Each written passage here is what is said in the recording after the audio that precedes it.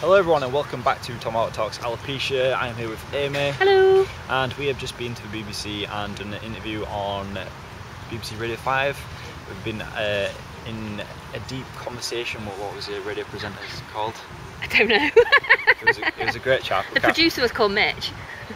Thank you, Mitch. We've been talking about alopecia and how it affects everyone for the last 45 minutes, different accounts, different experiences, and we're now just come out, we're in Centre Leeds and we're just having a little catch up and sort of reviewing what's happened today. Kind of a different vlog. We normally go off what you guys leave on Twitter and everything else about what you'd like to know. Amy is in charge of the social networking for Alopecia UK, so quite a responsibility. Big responsibility. So Amy's in charge with really answering, what would you say, Amy? Well, would you like to explain your... I will. So we get a number of people get in touch with us on our Facebook and our Twitter, either asking for information, looking for support, maybe they've just been to see their GP and have not really got the answers they were looking for. They'll come to us and maybe have some questions about their alopecia that they want answering, and we'll do that for them. We also have people that get in touch with us via our website and via email, and we'll respond to those queries as well. And we're often, helping people who maybe want to do fundraising for us. So if we're lucky enough to have people that get in touch and want to raise some funds for Alopecia UK, then we'll support them in whichever way we can, which might be wearing one of these fantastic t-shirts, or it could be a case of providing maybe some leaflets if they want to do some awareness around alopecia. So there's all sorts of things that we're doing. We're a small charity, but I think we've come on leaps and bounds in the last 18 months, and hopefully we'll continue to build. So guys, this is probably the first time you haven't seen my Alopecia UK t-shirt. I came unprepared, it was in a wash, and apologies for that. I normally wear it every vlog day, but... whereas I am always being corporate with the charities. Amy sleeps in a t-shirt and everything else. So, basically, today we've just been out, we've just been sort of like getting other people's different accounts of alopecia, through people who work for the charity and also people who help the charity. We've just been trying to really sort of like spread the awareness, because it's not really, in our eyes, it's not really that well known in comparison to some of the illnesses. Should we say illnesses? Is illness a correct term for it? That's fine. Illnesses. Some people aren't comfortable with that, but if there's something that's not correct in your body, then I think it's okay to describe it as an illness. Condition. It's condition, disease, there's all sorts of things you could call it.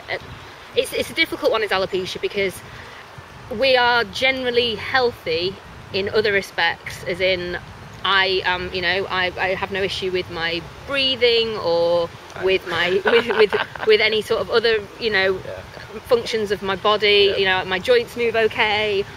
It's only my hair. It's only my hair, but we know it's much more than hair. With alopecia, it's the psychological impact of hair loss. That's what we're talking about. And for those that are dealing with it, and maybe very early on with their diagnosis, they may not be as comfortable as we are sitting here and talking about it, and clearly having our alopecia on display. It's so much more than hair, even though essentially in all other aspects we're healthy, and it is just our hair. It's difficult. So guys, a couple of you have left comments on previous videos saying that you may have friends or family or someone that you know has got alopecia, and you are struggling to speak to them about it, how to go about approaching to talk to them about it. So Amy is going to fill us in on suggestions on which you could use to interact with those conversations. So I think it can be really difficult to know what to say to somebody that is clearly struggling with their alopecia and is in quite a dark place with it. I know that 4 years ago when I lost my hair, I felt very alone, and I felt very upset and depressed about the fact that my hair had suddenly disappeared. And it can be really, really difficult to know what to say to somebody. As much as my family and my friends were wonderful, it is difficult to know what to say. And I remember having a conversation with my mum at a point where I was really feeling very low, and she said, I don't know what to say, I don't know how to make it better. And I think as the person with alopecia, we're not expecting our family and friends to be able to put a sticking plaster on it and make everything okay. And sometimes it's enough just to be there and just to let them know that if they want to talk, that you're there, and you're available, but don't push somebody if they're saying that they're not wanting to talk about it. Yeah, just let them know that you're there, and they'll come to you when the time's right. Give people the space to speak about things on their own terms. Sometimes as a person with alopecia, the time when your hair is falling out or it's just fallen out, it's such an enormous thing to deal with that sometimes you actually feel like you don't want to talk about it anymore, particularly to those that you've already maybe kind of expressed how much it's hurting you, and you've already gone through it. You do feel like sometimes like you feel like a bit of a broken record. So if somebody says to you, I don't want to talk about it right now, don't push them. Let them speak about it in their own terms. Don't tread around like you're walking on eggshells type thing as well, because that can't help. If don't let it be the elephant in the room, but at the same time it's getting the balance right. It's not pushing people if they don't want to talk about it, but it's acknowledging that it does exist, and if somebody wants to speak about it and be open, just listen to what they've got to say and let them. And the key thing as well, I think this is the best bit of advice, is not to push somebody into how you think they should be dealing with it. So if you're thinking that a loved one or a family and friend should wear a wig, but they're not wanting to, then please don't push them into doing that. Same with hats and headscarves, or somebody who is wanting to wear a wig or a headscarf, don't push them into, I think you should go without. It's really up to the individual, and it shouldn't be anyone else's decision as to how they cope with their alopecia. I think that would be the biggest bit of advice there that somebody should be taking. Let the person that's got the hair loss deal with it in their own way, however that may be, and support with the option that they choose. Yeah, definitely. Does that help, Tom? Yeah, that's very good. That I agree with that completely. I mean, I don't wear a hat when I'm at work. Sometimes when I go out with my friends, or if I'm dressing not like this. But I like wearing a hat. At the end of the day, I've got plenty of them, thanks to not buying razors, shower gel, and all that other stuff, or shampoo over the years. I've got enough for hats. So I've got about 24 now, and I can't really complain. So I like wearing hats. I wear hats. I got some beanies as well. It's really nice. Just talking about all my hats and stuff. You can get Alopecia UK beanie hats at Alopecia UK's eBay store. Thank you. Well done. I knew you'd guess.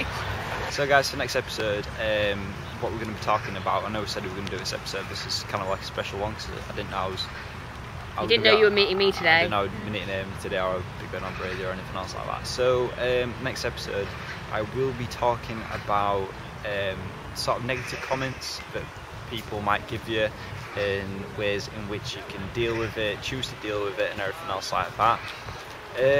I'd say thank you very much for watching. It's been an interesting video. I'm going to put like little outtake of a little sneaky bit where I was recording inside the BBC, which I don't know if I'm allowed to do or not. So if you're from BBC, I apologise, and it's okay. I'm pretty sure it's okay. It's okay, it's fine. Okay, I did it anyway. I wanted to do it. Yeah. So I'm going to put that in the end of the video, so you can watch that little sneaky bit of footage. And thank you for watching, and remember to stay strong, my fellow alopecians. We're inside BBC. Woo!